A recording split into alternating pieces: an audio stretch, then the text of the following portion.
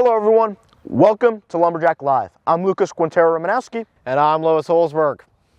This fall season has been packed with big wins, broken records, and a great moments.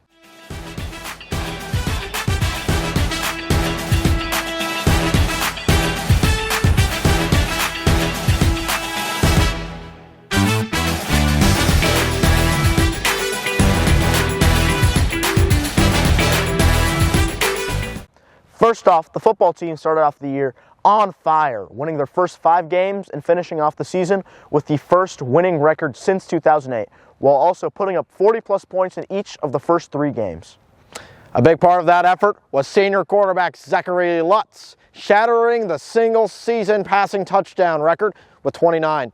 Along with those touchdowns, he also led Swivel with 2,460 total passing yards. Lutz's top target, Michael Wasty, also had a big year, setting the single-season receiving yard record with 972, accompanied by an Oakwood career record, 114 receptions and 20 touchdowns. On the other side of the ball, let's dig deeper on junior safety Brady Toby. Was tied for third in Swivel for interceptions with 4. Sophomore Ivan Turk was a nightmare for quarterbacks. Year-long, recording 6.5 sacks this year, which is good enough for third in Swivel. Definitely a step in the right direction for the Jacks. Next, let's set our eyes on the tennis court where the team shined. The girls' tennis team dominated league play, going undefeated and taking home the Swivel Championship for the 3rd year in a row. Sophomore Mila Gelbert had an incredible postseason run where she won sectionals, finished 2nd at districts, and qualified for the state tournament, where she eventually fell to the state champion in the 2nd round. She also was recognized as Swivel Player of the Year. The doubles team of senior Evie Davis and junior Paige Butler completed their similar season by finishing 4th at sectionals and qualifying for the district tournament. As the tennis team was rallying, the cross-country team had their best season ever. The girls managed to win state for the first time. Freshman Evelyn Retschler led the way, finishing 10th in state in the meet with a time of 18:38, followed closely by senior Delaney Cahill with 18:41. They had a great postseason, winning every meet on the way to state. Meanwhile, the boys finished 3rd overall in the state, which also was the best ever for them. Senior Cameron Lindsay placed 9th overall with a time of 15:39. Here's Logan Cahill taking a closer look at this historic season. The cross-country teams had a record-breaking season this year. After last year's boys' finish of 12th place as a team, while the girls had a finish of 9th. Here's Delaney Cahill to tell us more. Going into state, we had won every meet. We won league, we won districts, and we won regionals. Regionals we won by 100 points, which is crazy. And then going into state, we had a meeting with our team the Thursday before we went, and we were just talking about how we have expectations for ourselves, but we don't want that to get in our head. So we went and we ran and we won, and Evelyn and I both placed. Evelyn, I think, got 10th, I got 11th, and then our team won for the first time in school history, which was really awesome. Finally, senior Cameron Lindsay talks about the boys' side and their achievements this fall season. The boys got 3rd at state, which was the best we've ever done, which is super exciting. The girls also won, which is the first one that's ever happened, which was awesome. So both teams did super well. It was a lot of fun.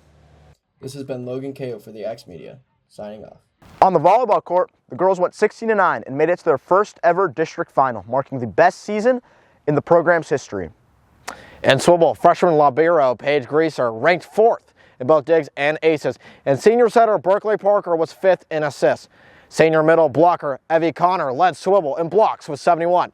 Here she is, reflecting on the season. One of the things that I think was really big and just our ability to make that long run after the season ended was we had a really strong group of seniors this year who had been in the program for multiple years. 3 of us had been our 4th year on varsity, and so having that strong leadership really just gave us that extra factor to do something in the postseason.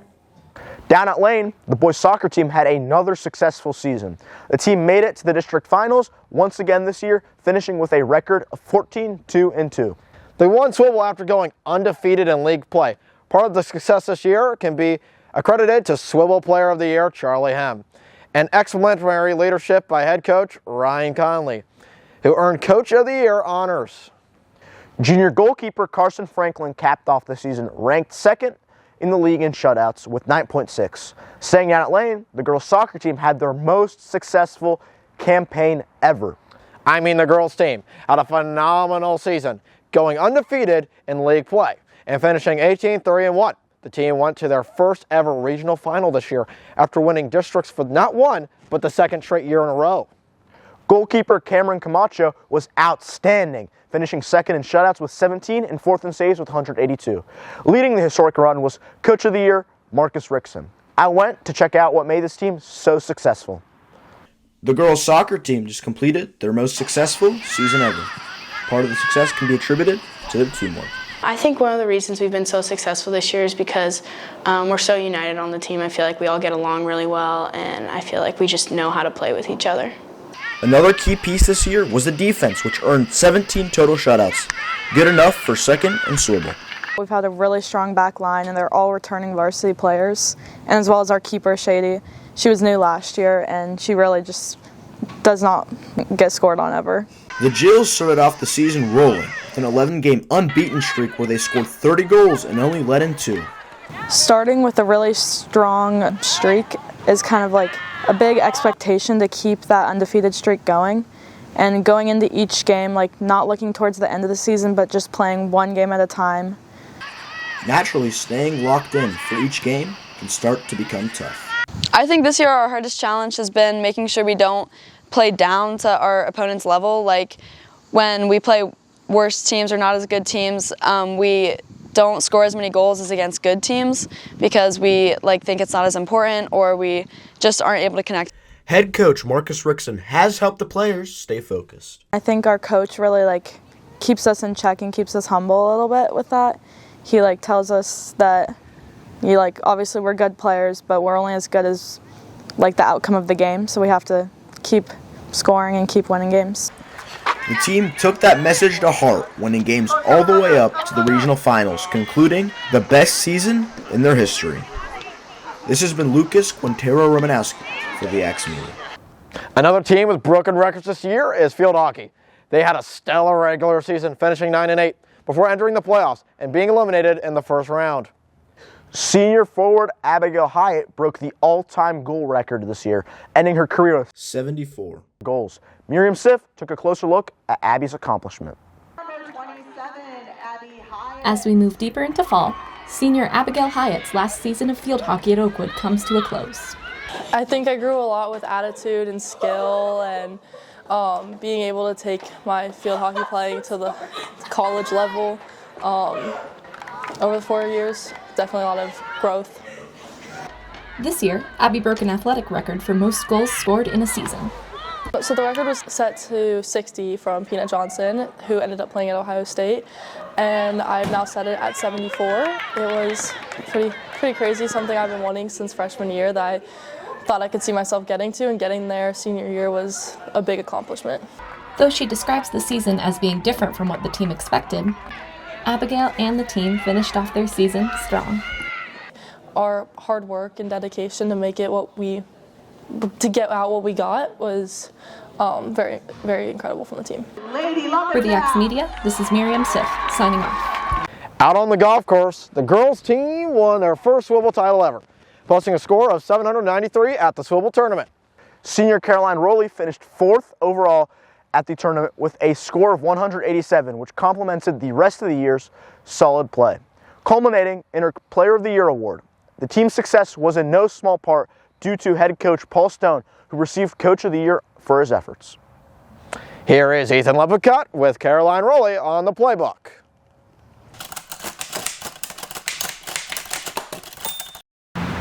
Welcome to the Playbook. I am Ethan Lippincott. I'm here with Caroline Rowley, and I'm going to be asking you some questions about the girls' golf season.